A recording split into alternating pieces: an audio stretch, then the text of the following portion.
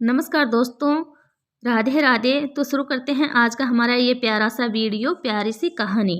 एक तालाब के किनारे एक बहुत बड़ा बरगद का पेड़ था। उस बरगद के पेड़ पर काफ़ी सारे हंस रहते थे।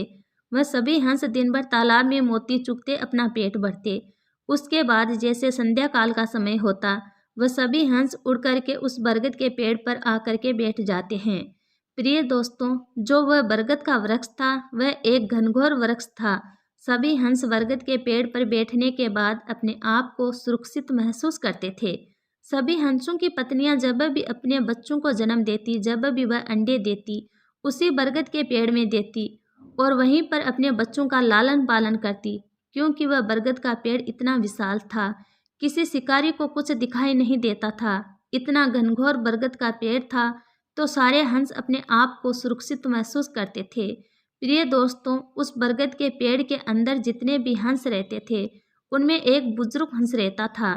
वह बुजुर्ग हंस बड़ा समझदार था। वह सभी हंसों को ज्ञान दिया करता था।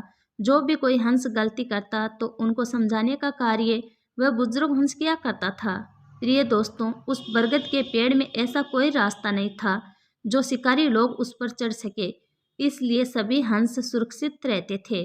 एक दिन एक बुजुर्ग हंस की नज़र पड़ती है। वे देखता है कि बरगद की एक टहनी से कुछ लताएं फूट रही है और कुछ कच्ची कच्ची कुंबलियां जमीन की तरफ जा रही है।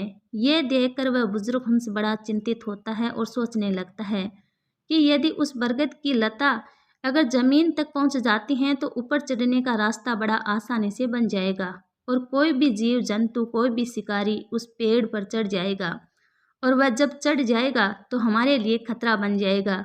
यही सोचकर वह बुजुर्ग हंस बड़ा दुखी होता है। वह सभी हंसों को इकट्ठा करता है और सभी हंसों को इकट्ठा करने के बाद उनसे कहता है, सभी हंस मेरी बात को गौर से सुनो। वह बुजुर्ग हंस उस बरगद के पेड़ की वह टहनी दिखाता है जिसमें लता फूटी हुई थी।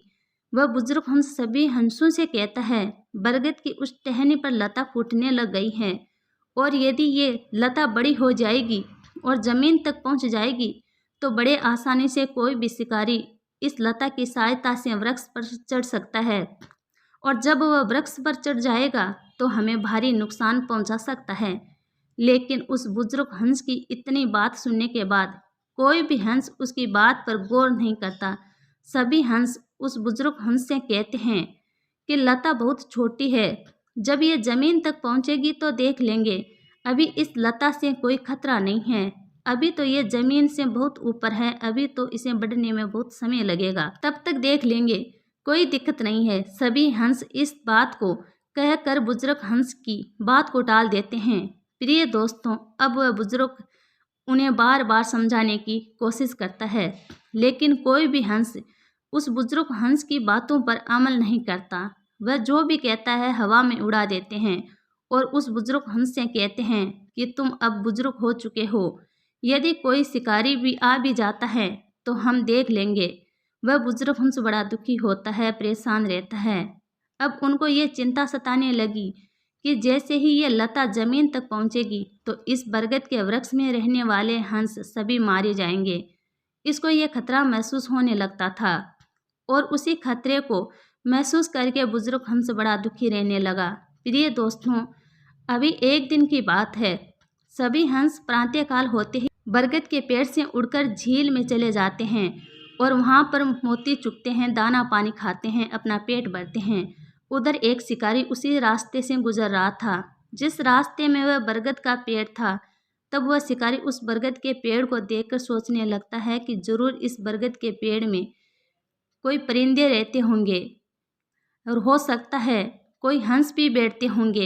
ये सोचकर वह शिकारी बरगद के पेड़ में जो वह लताएं फूट रही थी, अब वह लता बड़ी हो जाती हैं और वह मजबूत भी हो जाती हैं।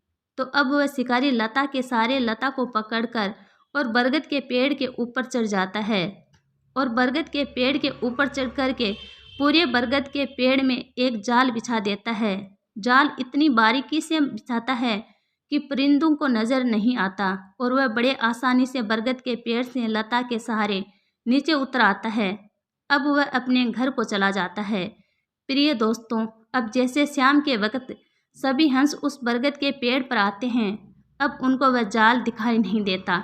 जैसे ही सारे हंस बरगद के पेड़ में बैठते हैं, प्रिय दोस्तों, वह सभी हंस जाल में फंस जाते हैं।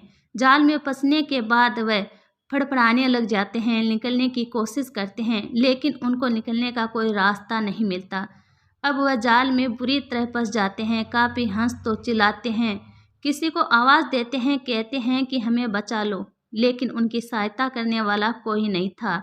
तभी वह बुजुर्ग हंस कहता है कि मैंने तुम लोगों को पहले ही कहा था कि इस बरगद की लता को काट दो, लेकिन तुम लोगों ने मेरी एक नहीं सुनी। यदि तुम लोग उस दिन इस लता को काट देते तो आज ये शिकारी उस बरगद के वृक्ष पर नहीं चढ़ता, और जब वह पेड़ पर नहीं चढ़ता तो ये जाल नहीं बिछा पाता, तो हम इस जाल में नहीं फंसते। प्रिय दोस्तों, उस बुजुर्ग हंस की इतनी बात सुनने के बाद सभी हंस रोने लगते हैं और बुजुर्ग हंस से क्षमा याचना करते हैं और माफ़ी मांगते हैं और कहते हैं, हमसे बहुत बड़ी गलती हो गई है। यदि आप कोई रास्ता बताएंगे तो हम हंसों की जान बच सकती है, अन्यथा कल सुबह शिकारी हमारा प्राण ले लेगा। फिर वह बुजुर्ग हंस अपना दिमाग चलाता है और सभी हंसों से कहता है कि अब तुम लोग मेरी बात को गौर से सुनो, रोना धोना चिल्लाना बंद करो, बिल्कुल शांत हो जाओ और मेरी बात को गौर से सुनो। तब वह बुजुर्ग हंस कहता है कि शिकारी मरे हुए पक्षियों को कभी भी अपने घर लेकर नहीं जाता, इसलिए कल सुबह जब शिकारी आएगा तो आप सब लोग ऐसा ढोंग करना कि शिकारी को ऐसा लगना चाहिए कि आप सब की मृत्यु हो चुकी है। जब शिकारी आपको देखेगा तो उसके बाद मरे हुए हंसों को देखकर वह शिकारी एक एक करके निकाल कर फेंक देगा, और जब वह पूरे हंस को जाल से निकाल कर फेंक दे तब हमको उड़ जाना है, यहाँ से उड़ कर के दूर चले जाना है। अब सभी हंस बुजुर्ग हंस की बताई हुई बातों पर और उनकी रणनीति पर काम करना शुरू करते हैं। सभी हंस हाँ करते हैं कि ठीक है, हम ऐसा ही करेंगे। जैसे प्रांत काल का समय होता है, तभी वह शिकारी उस बरगद के पेड़ की तरफ आता हुआ दिखाई देता है। जब हंस को वह शिकारी आता हुआ दिखाई देता है तो बुजुर्ग हंस सभी हंसों से कहता है कि हमारा दुश्मन शिकारी आ रहा है। जैसे ही शिकारी बरगद के पेड़ के ऊपर चढ़ता है और अपने जाल में देखता है कि बहुत सारे हंस जाल के अंदर फंसे हुए हैं, तो बड़ा प्रसन्न होता है और सोचने लगता है कि अब मुझे महीने 2 महीने कुछ करने की ज़रूरत नहीं है, इतने सारे हंस मेरे हाथ लगे हैं।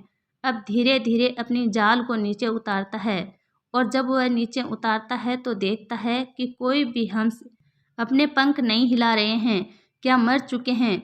सभी हंस मर्द की तरह पड़े हुए थे।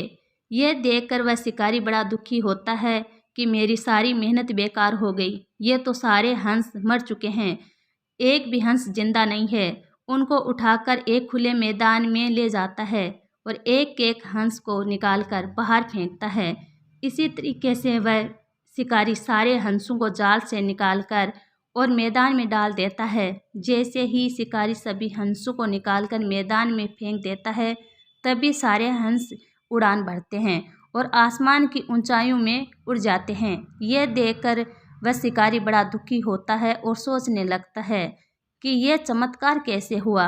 प्रिय दोस्तों, तभी कहते हैं कि अपने बड़े बुजुर्गों की बात माननी चाहिए। जो लोग अपने बड़ों की बात नहीं मानते, उनका एक दिन पतन हो जाता है। प्रिय दोस्तों, यदि हमारी आज की ये कहानी अच्छी लगे तो चैनल को सब्सक्राइब करें, वीडियो को लाइक करें और अपने दोस्तों के साथ शेयर ज़रूर करें। फिर मिलेंगे एक नई स्टोरी के साथ। राधे राधे दोस्तों।